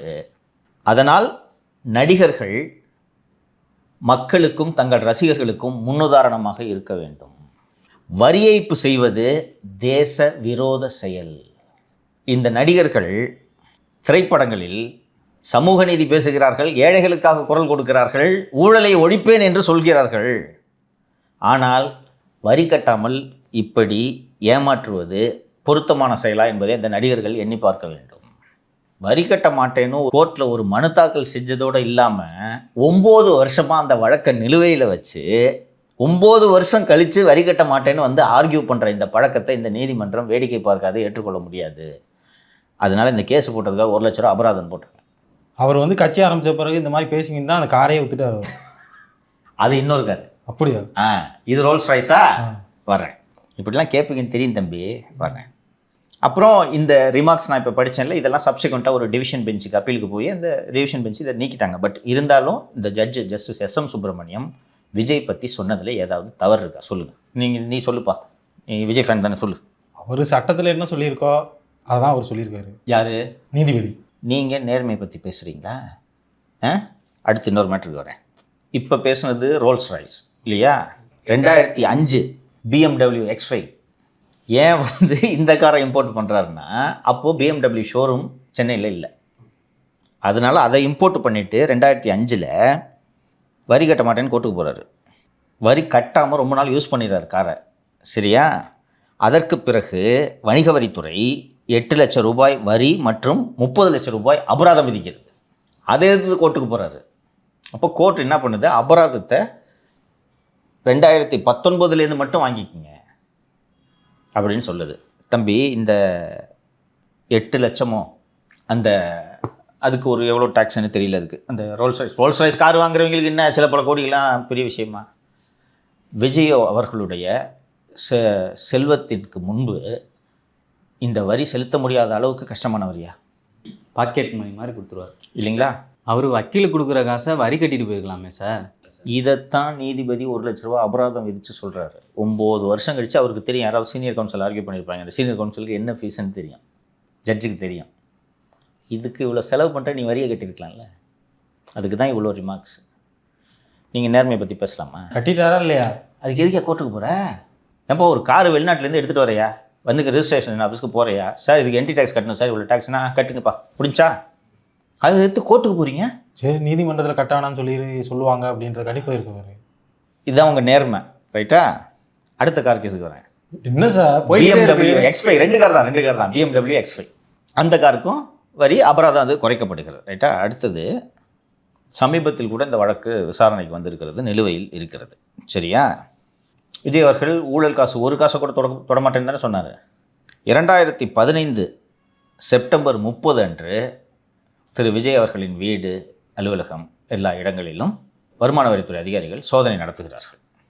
அப்போது புலி படத்தை தயாரித்த PT செல்வகுமார் மற்றும் ஷிபு ஆகியோரின் SKT ஸ்டுடியோஸ் என்ற நிறுவனத்திடமிருந்து 4.93 கோடி ரூபாய் ரொக்கமாக விஜய் வாங்கியிருக்கிறார் என்பதை வருமான வரித்துறை அதிகாரிகள் கண்டுபிடிக்கிறார்கள். இதை எடுத்துக்கிட்டு நேராக போய் அந்த SKT ஸ்டுடியோஸ் இருக்குல்ல, அவங்ககிட்ட கூப்பிட்டு ஸ்டேட்மெண்ட் வாங்கினா, ஆமாம் சார் ஒரு 5 ரூபா கேஷாக கொடுன்னு கேட்டார், கொடுத்துட்டேன். அதுக்கு வருமான வரித்துறை அபராதம் விதிக்குது, 1.5 கோடி ரூபாய் அபராதம், சரியா? அபராதம் வச்சுன்னா விஜய்கிட்ட கேட்குறாங்க, நீங்கள் என்ன சொல்ல வர்றீங்க, இந்த மாதிரி 5 கோடி நீங்கள் வாங்கியிருக்கீங்கன்ட்டு சொல்கிறாங்களே அப்படின்னு சொன்னோடனே விஜய், ஆமாங்க 4.93 கோடி இல்லை 5 கோடி கேஷ் வாங்கினேன்ட்டு ஒத்துக்கிட்டார். நேர்மையானவன் செய்கிற செயலா அது? சொல்லுங்கள். இப்போ நீங்கள் சொல்கிறத பார்த்தா இவரே மிகப்பெரிய ஊழல்வாதி மாதிரில சார் இருக்குது. தம்பி, இவர்கள் அத்தனை பேரின் முகமும் இப்படித்தான். உங்கள் மீது ஏன் விமர்சனம் வருகிறது என்றால், யாரும் ஊழல் காசு ஒத்த காசு தொடமாட்டேன்னு பஞ்ச் டைலாக் பேசலை, நீங்கள் தான் பேசுனீங்க. அதிமுக ஊழல் கட்சி, திமுக ஊழல் கட்சி, ஊழல் கரைப்படியாத கட்சி தாவேக்கன்னு நீங்கள் தான் சொல்கிறீங்க. சொல்லும்போது பக்கத்தில் செங்கோட்டையன் வச்சுருக்கீங்க, ஊழல் வழக்கில் தண்டிக்கப்பட்டவர். உண்டா இல்லையா? லாட்ரி காசில் தான் கட்சியை நடத்திட்டீங்க நீங்கள். திருட்டு லாட்ரி, அனுமதிக்கப்பட்ட லாட்ரி விற்று இந்த காசு வந்துருந்துச்சுன்னா நான் பேசவே மாட்டேன் தம்பி. வடகிழக்கில் தான் இந்த லாட்ரி விற்பனை அதிக அளவு, அந்த மாநிலங்களுக்கு வருமானமே இதுதான். அந்தந்த கவர்மெண்ட்டே கேஸ் போடுதியா. 1 லட்சம் டிக்கெட்டுன்னு எங்ககிட்ட வரி கட்டிட்டு 10 லட்சம் டிக்கெட் அடித்து விற்றுருக்கிறாரு மார்ட்டின்ன்றது தான் புகாரே, தெரியுமா? அந்த காசில் தான் உங்கள் கட்சியே நடக்குது. ஜான் ஆரோக்கியசாமிக்கு கொடுத்த 9 கோடி, அந்த விக்கிரவாண்டி மாநாட்டுக்கு ஏதோ ஒரு சில கோடி. இதை தவிர விஜய் இன்னைக்கு வரைக்கும் 10 பைசா எடுக்கலை, தெரியுமா? எந்த காசில் நீங்கள் கட்சி நடத்திட்டுருக்கீங்க?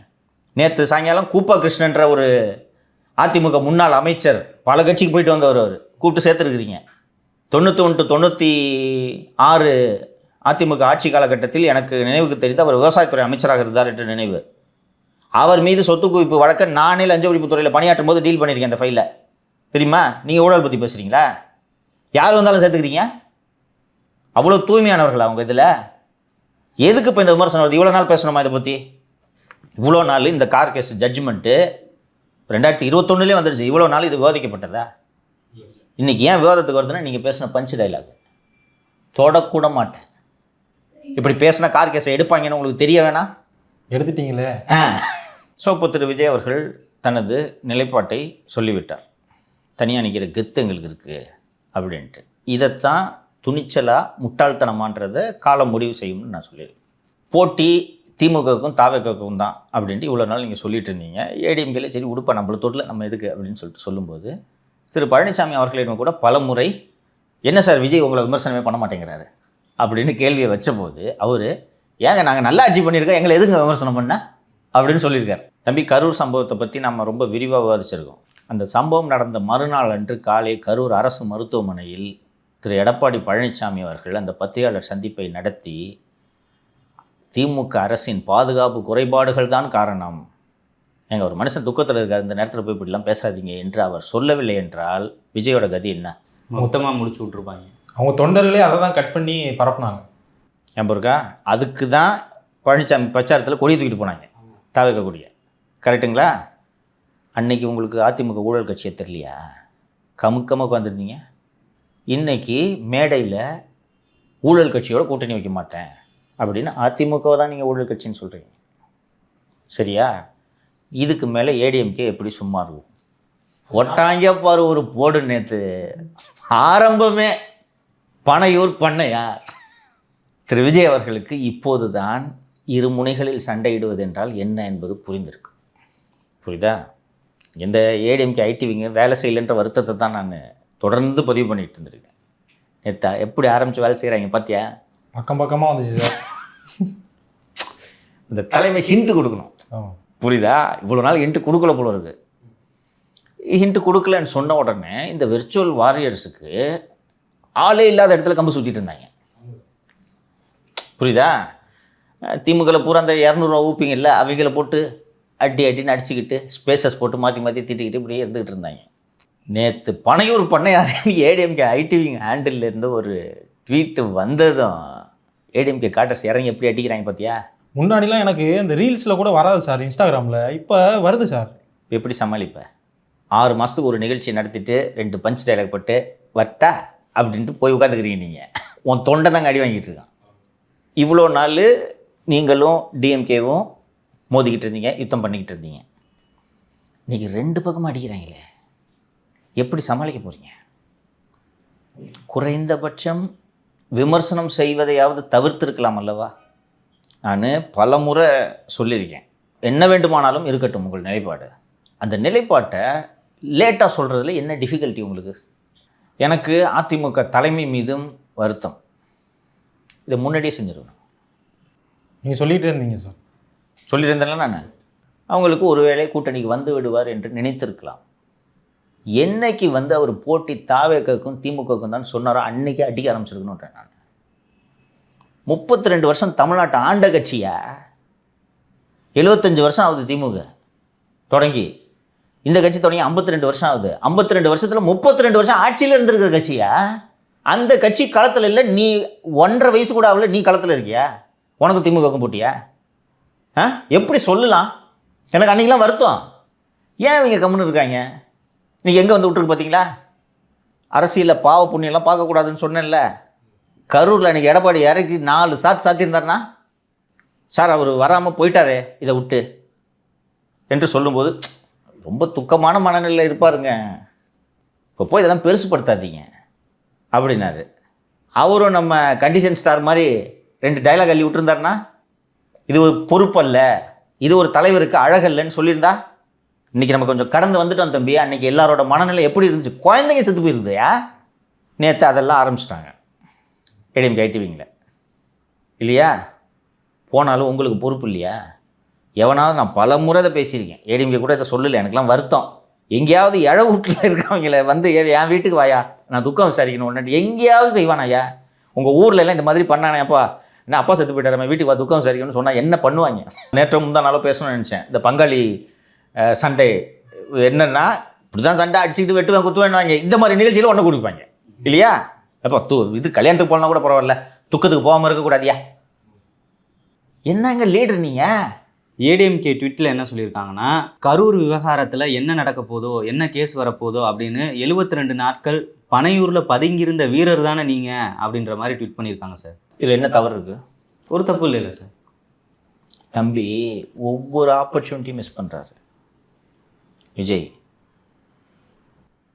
அந்த 41 மக்கள் இறந்த பிறகு விஜய் கரூர் ஹாஸ்பிட்டலுக்கு போயிருந்தாருன்னா எப்படி இருந்திருக்கும்? யோசிச்சு பாருங்க. அவர் தான் ஹீரோவாக இருந்திருப்பார் சார். கரெக்டா? ஏன் சென்னைக்கு போனார்? அங்கே அவர் போயிருந்தாருன்னா கூட்டம் சேரும், மேலும் அந்த அசம்பாவிதம் ஏற்படும் அப்படின்றதுக்காண்டி போயிருப்பாரு சார். பயம். நேரடியாக ப்ரெஸ்ஸை சந்திக்கிறதோ, பொதுமக்களை சந்திக்கிறதோ, பயம். அரசியல் செய்கிறதோ பயம். கூட இருக்கிற ஒருத்தர் செக்யூரிட்டி த்ரெட்டுன்னு சொன்ன உடனே ஓடுறீங்க. பயம். என்னையே அசம்பாவிதம் நடந்துடும், 41 பேர் செத்துருக்காங்க, குழந்தை பறி கொடுத்துட்டு இருக்காங்க, அதை விட நீ அசம்பாவிதம் நடந்துற போது. சார் நேற்று பேசின நிர்வாகி கூட அதானே சார் சொல்கிறாங்க, அமைதியாக இருந்தே நம்ம இது சாதிக்கிறாரு நம்ம தலைவர் அப்படின்ற மாதிரியான இதில் தான் சார் பேசுகிறாங்க. பேசுறதுக்கு துப்பு இல்லை. இதை அமைதியாக இருந்து சாதிக்கிறாருன்றீங்க. சரி, நீ அமைதியாக இருந்து சாதிக்கிறாருன்னு சொல்கிறீங்களே, அப்புறம் மேடையில் வந்து எதுக்கு பகுமானமாக KN பெரியாரை பற்றி பேச சொல்லு, துரைமுருகனை கால் மார்க்ஸை பற்றி பேச சொல்லுன்னு, செந்தில் பாலாஜி அம்பேத்கரை பற்றி பேச சொல்லுன்ட்டு எதுக்கு பஞ்ச் டைலாக் விட்றீங்க? உங்கள் தலைவரை பேச சொல்லியா பார்ப்போம்? பேச சொல்லு, கையில் பேப்பர் இருக்கக்கூடாது, பேச சொல்லு. எவ்வளோ அழகாக டிடி தினகரன் சொன்னார் பாரு, சிரிச்சுட்டே சொன்னார். இப்போ நம்மலாம் டெல்லிக்கு இது விசாரணைக்கு போனோன்னா வெளியில் வந்தோம் மைக்கு போடவும் சொல்லுவாங்க. நான் அவர் யாருன்னே தெரியலங்க எனக்கு. நான் படத்தில் மட்டும் தான் பார்த்துருக்கேன். தம்பி சாதாரண ஆள். நம்ம விசாரணைக்கு போயிட்டு வந்தோன்னா ப்ரெஸ்ஸை கூப்பிட்டு பேசணுமா? ஆமாம் சார்.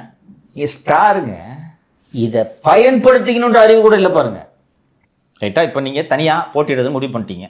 பிஜேபி எதிரி, அதிமுக எதிரி, திமுக எதிரி, 3 பேரும் தூக்கி போட்டு பந்தாடுறதுக்கு ப்ரெஸ்ஸை யூஸ் பண்ணிக்கிங்க. உங்களுக்கு பேச வருதா? அதிமுக 72 நாள் பனையூரில் நீங்கள் பதுங்கிறீங்க. சரி, இந்த நேற்று கூட்டம் மாமல்லபுரத்தில் எதுக்கு நடந்துச்சு? வீடு பக்கத்தில் இருக்கும் சார். அதே தான். புரியுதா? நோகாமல் போயிட்டு வந்துட்டு இருக்கோம். இப்போ இது மாதிரி 72 நாள் 32 நாள் 42 நாள் கேப் விட்டு வந்து மக்களை சந்திப்பீங்க, நாங்கள் உங்களுக்கு ஓட்டு போடணும், அப்படி தானே? அரசியல்னா என்னன்றது திரு விஜய் அவர்கள் இனிதான் புரிந்து கொள்ள போகிறார். நான் வந்து இந்த பாருங்கள், பல பேர் என்கிட்ட இந்த அவங்க தாவக தொண்டர்களே, இந்த ஒரு நம்ம பிரசாத் மாதிரி அணில்கள் வந்து என்ன சொல்கிறாங்கன்னா, கூட்டணிக்கு வரணும் அப்படின்னு கூப்பிட்றா அப்படின்னு. நான் கூட்டணிக்கு வர வேண்டும் என்று சொன்னது விஜயின் நன்மைக்காக. உறுதியாக நான் நம்புகிறேன். கேளுங்க, நீங்கள் இன்றைக்கி தான் புதுசாக வந்திருக்கீங்க. தொடர்ந்து என்டிஏ ஜெயிக்குன்னு சொல்லிட்டு இருக்கேனே இல்லையாப்பா? எப்போ? வெறும் ஏடிஎம்கே பிஜேபி இருந்த காலத்துலேருந்து சொல்லிட்டு இருக்கேன்.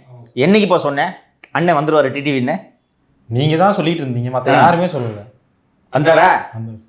அதனால விஜய் வந்தால் தான் ஜெயிக்க முடியும்ட்டுலாம் நான் நினைக்கல. புரியுதா? விஜய் தோக்குறது நாட்டுக்கே நல்லதுன்னு நான் நினைக்கிறேன். உதயநிதிக்கு இவருக்கு என்னப்பா வித்தியாசம் சொல்லுப்பா? உதயநிதி பரவாயில்ல, லேட்டாக வந்து ஜல்லிக்கட்டுக்கிறாரு, என்ன வித்தியாசம்? சிலைக்கு மாலை போடனா கூட வெளியில் வந்து போடுறாரு சார். இவர் வீட்டுக்குள்ளே ஒரு போட்டோ வச்சுக்கிட்டு போட்டுக்கிறது. இல்லைன்னா இந்த சிலை.comனு ஒரு கம்பெனி இருக்குன்னு நினைக்கிறேன், அதில் ஒரு சின்ன குட்டி சிலை வாங்கிட்டு லோடுக்குன்னு போட்டுக்கிறது. சட்டை கசங்கக்கூடாது இல்லை? உங்களுக்கு நாட்டை ஆளணும்னு ஆசை. நாம் தமிழர் கட்சி வந்துட்டு தாவேக்காவை வந்து கடுமை விமர்சிப்போ நீங்கள் சொன்னீங்க உங்களுக்கு யார் போட்டி, திமுக தான் போட்டின்னு சொன்னீங்க. அப்போ ஏன் இவங்களை போட்டு சண்டை போடுறீங்க அப்படின்னு கேட்டீங்க. இப்போ டிவிகே வந்துட்டு டிஎம்கேவை தானே சார் டார்கெட் பண்ணோம், ஏன் அதிமுக டார்கெட் பண்ணுறாங்க? அவங்க 2 பேரும் ஊழல் கட்சி, நான் ஒருத்தன் தான் தூய்மையானவன் அப்படின்னு நிறுவுறாராம். இவர் சொன்னோடனே மக்கள் ஆமாப்பா 2 பேரும் ஊழல் கட்சிப்பா, நம்ம இவருக்கு போடலாமான்னு போட்டுருவாங்களாம். அப்படி காதில் கூட ஒருத்தர் ஓதிக்கிட்டே இருக்கிறாரு. ஸோ அத்தனை அரசியல் வியூகங்களை எல்லாம் அமைத்து செல்வி ஜெயலலிதா அந்த இயக்கத்தை மீண்டும் மீண்டும் ஆட்சிக்கு கொண்டு வந்து, நான் இறந்த பிறகு 100 வருஷம் அந்த இயக்கம் இருக்குன்னு சொன்னாங்க. அப்படிப்பட்ட இயக்கம் இது. அந்த இயக்கத்தை களத்திலே இல்லைன்னு நீங்கள் சொல்கிறீங்கன்னா உங்களோட அரசியல் புரிதல் எப்படி இருக்கிறது? சரியா? அதனால் இது நல்லது தமிழகத்துக்கு. ஸோ அப்படிப்பட்ட ஒரு இயக்கம் அதிமுக இயக்கம், அது கூட இன்றைக்கி மத்தியில் ஆட்சியில் இருக்கக்கூடிய பிஜேபியும் சேர்ந்திருக்கிறது. பலமுறை நான் நிகழ்ச்சியில் சொல்லியிருப்பேன், நீங்கள் 2 பேருமே பார்த்துருப்பீங்க. தேர்தலில் ஜெயிக்கிறது தவிர பிஜேபிக்கு வேறு சிந்தனையே கிடையாது. ரைட்டா? வேறு வேலையே கிடையாது. 24 ஹவர்ஸ்னு சொன்னீங்க. இல்லைன்னா எதுக்குயா எடப்பாடி பழனிசாமி 2000 ரூபா அறிவிக்கிறாரு சொல்லியா? அதே பழனிசாமி தான் கடன் சுமை அதிகரிச்சிருக்கு, கடன் வாங்குறதையே வேலையாக வச்சுக்கிட்டு இருக்கீங்கன்னு இதே பழனிசாமி தான் சொல்கிறாரு. சொல்லிட்டு நிதி நிலைமையை பற்றி நன்றாக தெரிந்த திரு பழனிசாமி 2000 ரூபாய் மகளிருக்கு ஏன் அறிவிக்கிறாரு? 2 இன்ச்சுன்னு சொன்னீங்களே. ரைட்டா? அதனால் விஜய் வந்தால் தான் என்டிஏ ஜெயிக்குன்றதுலாம் இல்லை. நிச்சயமாக என்டிஏ மாபெரும் வெற்றியை பெறப்போகிறது. நான் ஆரம்பத்தில் சொல்லும் போதெல்லாம் நீங்கள் நிகழ்ச்சியில் நம்பவே மாட்டீங்க இல்லையா? நீங்கள் கேமரா பின்னாடி உட்காந்து சிரிச்சுக்கிட்டு இருப்பேன். ஒரு ஏதோ ஒரு பிடிச்சதை சொல்லுங்கிறார், நம்ம விஜய் தான் சிஎம் யோ அப்படின்னு. நீங்கள் சொல்கிறது அப்போ புரிய மாட்டுது சார். அதுக்கப்புறம் தான் கட் பண்ணி போட்ட பிறகு இன்று நேற்று அப்படின்னு போடும்போது தான் தெரியுது. அதனால் நிச்சயமாக ஜெயிச்சிடும். ஸோ அதிமுகவை பகைத்து கொண்டதன் மூலம், அதிமுகவை விமர்சனம் செய்ததன் மூலம் ஒரு பெரும் அரசியல் பிழையை திரு விஜய் அவர்கள் செய்து விட்டார் அப்படின்ட்டு தான் நான் பார்க்குறேன். ஸோ இப்போ கடுமையாக இருக்கும் களத்தில். வேட்பாளர்களை முன்னாடி திமுக மட்டும்தான் தூக்கும், தாவேக வேட்பாளர்களை 2 பேரும் தூக்க போகிறாங்க. இப்போ ஒரு வாட்டி பிஜேபிக்கு இது நடந்துச்சு, நீலகிரி தொகுதி. சரியா? வேட்புமனு தாக்கல் பண்ண வேண்டிய அந்த வேட்பாளரை லாஸ்ட் டேட்டு வந்துருச்சு, காணாம் வேட்பாளர். திமுகவை அதிமுக தூக்கிட்டாங்க. சரியா? இது மாதிரி நான் ஏற்கனவே இந்த விஜய் கட்சியின் தொண்டர்கள் எல்லாம் எளிய பின்புலத்திலிருந்து வந்தவர்கள்னு சொன்னேன். அதான் அந்த கேக்கு வெட்டுறதுக்கே ஜிபேல ரூபா போட்டு விடுங்கன்னு சொல்கிற மாதிரி எளிய பின்புலத்திலிருந்து வந்தவர்கள். கேண்டிடேட்டுக்கு போய் கையில் ஒரு 20 லட்ச ரூபாய் கொடுத்து, தம்பி ஓரமாக உட்காருன்னு சொன்னால் அதெல்லாம் முடியாது, நான் விஜய்க்காக உயிரை கொடுப்பேன்னு சொல்கிறவங்களா? எப்படி சார் சொல்லுவாங்க? ஒரு எஃப்ஐஆர், ஒரு இன்சிடென்ட் நடந்தவொடனே வாட்ஸ்அப் குரூப் போட்டு ஓடனே தானே இவங்க ஓடினாங்களா இல்லையா? நீ விசாரிங்க, நான் சொல்கிறது இல்லைன்னா நீங்கள் யாராவது தான், நீ இந்த கட்சி தானே விசாரி. ஃபோனை சுவிட்ச் ஆஃப் பண்ணிட்டு உட்காந்துருந்தீங்களா இல்லையா? அதைத்தான் சொல்கிறாங்க. 72 நாள் நீங்கள் பதுங்கி இருந்தீங்கன்னு சொல்கிறாங்க. நீங்கள் மட்டும் இல்லை, உங்கள் கட்சியை பதுங்கி தான் இருந்துச்சு. கரெக்டா சார்? எலெக்ஷன் வரப்போகுது சார், இன்னுமே பதுங்கி தான், இன்னும் பதுங்கிட்டு இருக்காங்க. ஆனால் நிச்சயமாக சிஎம் ஆகிடலாம் யாரோட துணையும் இல்லாமன்ட்டு நீங்கள் நினைக்கிறீங்கன்னா உங்களோட அரசியல் புரிதல் எந்த அளவுக்கு இருக்குது? சீமானோட தம்பி நிரூபிக்கிறாரு சார். எக்ஸாக்ட்லி, கரெக்டாக சம்பு பண்ணிட்டார் பாண்டியன். புரியுதா? அவர் வேறு மொழியில் சொல்கிறார், நிலம் என்கிட்ட சிக்குச்சுன்னு. இவர் ஏன் ஆட்சியில் ஊழல் இருக்காதுன்னு இவர் லாங்குவேஜில் சொல்கிறார். அவ்வளவுதான். ஸோ களம் சூடுபிடித்திருக்கிறது. இது தாவேக தனியாக நிற்பது என்பது தமிழகத்திற்கு கிடைத்த நன்மை என்று நான் பார்க்கிறேன். மக்கள் நிச்சயமாக தாவேகவை நிராகரிப்பார்கள் என்பதில் எனக்கு எந்த விதமான சந்தேகமும் இல்லை. ஏன் இவ்வளோ உறுதியாக சொல்கிறேன்னா, இப்போ உங்களுக்கு தோணும் ஒரு விருப்பத்தை சொல்லிட்டு இருக்கிறாருன்னு. இந்த தேர்தல் யார் ஆட்சிக்கு வர வேண்டும் என்பதை விட யார் ஆட்சிக்கு வரக்கூடாது என்பதற்கான தேர்தல். 96இல் அதிமுக மீது வீசிய எதிர்ப்பு அலை போல வீசிக்கொண்டிருக்கிறது என்று நான் உணர்கிறேன். அப்போ இவங்களை யார் மூலமாக வீட்டுக்கு அனுப்ப முடியும்? அப்போவே நான் 96ல் மதிமுக உதாரணத்தை சொல்லியிருக்கேன். ரைட்டா? தமிழ்நாடு பார்க்காத பிரம்மாண்டத்தோடு தொடங்கிய கட்சி மதிமுக. ஆனால் 96 தேர்தலில் அதிமுகவை வீட்டுக்கு அனுப்ப வைகோவால முடியுமா, திமுக தமாக கூட்டணியால் முடியுமா அப்படின்னு மக்கள் தெளிவாக தெரிந்ததுக்காக ஒரு சீட்டு ஜெயிக்கலையா? அதுதான் இப்போது நடக்க போகிறது. விஜய் நல்ல கட்சி, ஆனால் அங்கே ஓட்டு போட்டால் டிஎம்கே வந்துடும். நீங்கள் சொல்கிறீங்களா பாஜக உள்ளே வந்துடும், திமுக சொல்லுதில்ல, அது மாதிரி இப்போ திமுக உள்ளே வந்துடும், விஜய்க்கு போடாத. நான் அந்த பாருங்கள் பிரதர், நான் என் விருப்பத்தை சொல்கிறேன்னு நினைக்காதீங்க. திமுக எதிர்ப்பு வாக்குகள் சிதறினால் யாருக்கு நன்மை? திமுக ஆட்சி வீட்டுக்கு செல்ல வேண்டும் என்று நினைக்கக்கூடிய ஒரு வாக்காளன் என்ன முடிவெடுப்பான்? யாரால் திமுகவை வீழ்த்த முடியுமோ அதிமுக இல்லையா? காதில் விசிலடிக்காதீங்கடா அப்படின்னு சொல்லக்கூடிய அளவுக்கு பக்குவம் இருக்கக்கூடிய இளைஞர்கள் தேர்தல் அரசியலில் 50 ஆண்டு கால அனுபவம் பெற்ற திமுக அதிமுக தலைவர்களோடு களமாட முடியும் என்று நீங்கள் நம்புகிறீர்களா? வாய்ப்பில்லை சார். இதனால தான் சொல்கிறேன் என்டிஏ வெற்றி உறுதி என்று. இந்த ஏடிஎம்கே தாவேகாவை அட்டாக் பண்ண ஆரம்பித்தது எனக்கு உள்ளபடியே மகிழ்ச்சி. இப்படி தான் இருக்கணும் அரசியல், மெர்சியே பார்க்கக்கூடாது. அதனால் அதிமுக தலைமைக்கு என்னுடைய வாழ்த்துக்களை தெரிவித்துக் கொள்கிறேன். ரைட்டா? தமிழகத்திற்கு நல்லது நடந்து கொண்டிருக்கிறது. இன்னும் சிறப்பான நல்லது ஏப்ரல் மாதத்தில் நடக்க இருக்கிறது. சரியா? சார், இன்னைக்கு அரசியல் மற்றும் சமூகம் சார்ந்த பல்வேறு விஷயங்களை பேசணும். நாளைக்கும் பேசுவோம் சார். நன்றி.